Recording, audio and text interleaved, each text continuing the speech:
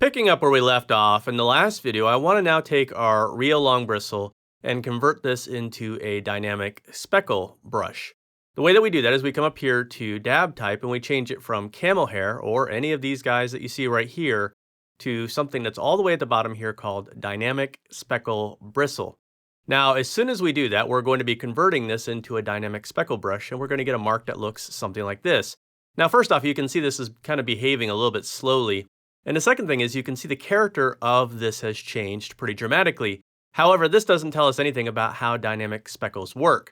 So what I want to do is I want to begin to look at what dynamic speckles do by setting up a brush that's going to be significantly different from this so that we can actually see what the brush is built from.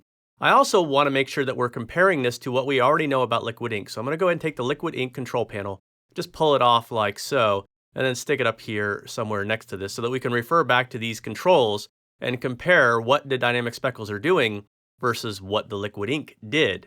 So the first thing you need to understand about working with your dynamic speckles is that because we are not tracking the surface tension and the volume like we do with liquid ink, we're going to need a much lower spacing value in order to be able to see the individual dabs. So what I'm going to do is I'm going to come over here and I'm going to set this to a spacing of 50% and a minimum spacing value of 1.0. And I'm also going to go ahead and turn the boost off on this so that we're not going to see any variation of the boost. The other thing that I want to do is I want to come over here to our color variability. And I'm going to go ahead and turn the variability of the value all the way down to 0 so that we're not getting any variability other than what the dynamic speckles are going to be giving us. Now that I have that, I'm going to come over here to spacing, double click on that to collapse that, double click on the water to collapse that. And we're going to go ahead and double click on the dynamic speckles and open that up so that we can see these settings here. Now, by default, what we're seeing here is something that looks kind of like this right now due to the spacing changes that we made.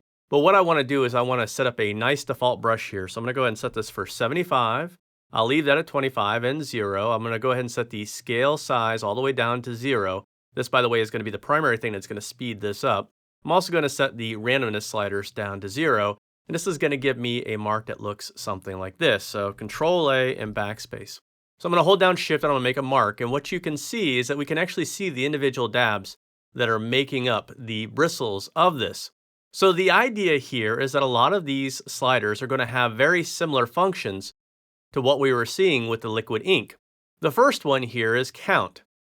And you can think of count as being the exact opposite of feature. With feature, the lower that we got, the more bristles we saw.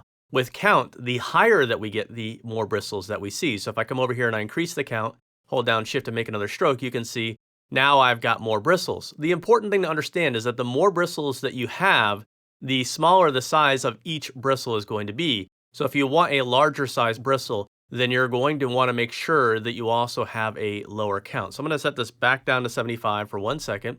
And then we're going to go ahead and talk about the size. Now the size here is setting the maximum size of the dab so that we're getting something that looks like that, right? So this is a fairly small size dab right now at 25%.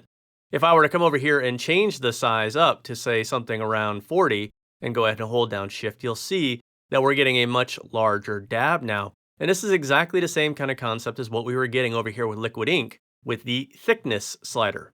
So this is going to be the opposite of feature, and the size is going to be essentially the thickness slider. Now we also have a minimum size, which sets the minimum, and then we have an expression that we can set for this. So we can actually get fairly complex size adjustments here like we couldn't get with the liquid ink, but the basic functionality of these two sliders is reproduced over here in liquid ink.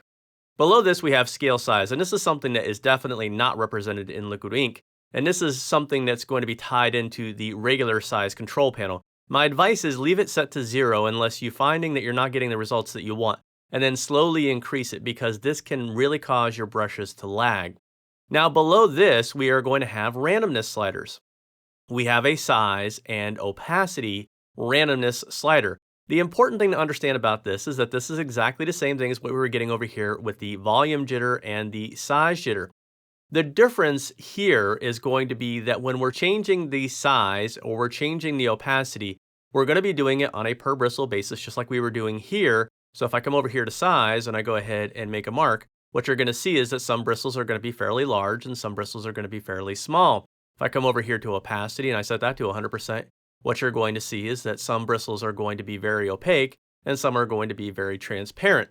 So this is going to be giving us the exact same kind of clumpiness that we were getting with these two. But what happened with these two is that these guys were re-randomized on a per stroke basis. If I come over here and just make a mark and Control A and backspace, I'm going to hold down Shift.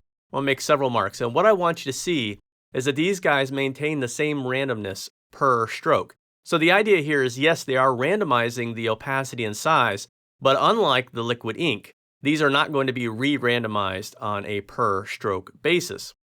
What is important to understand, though, is that when we're working with this, we also have the ability to set the jitter.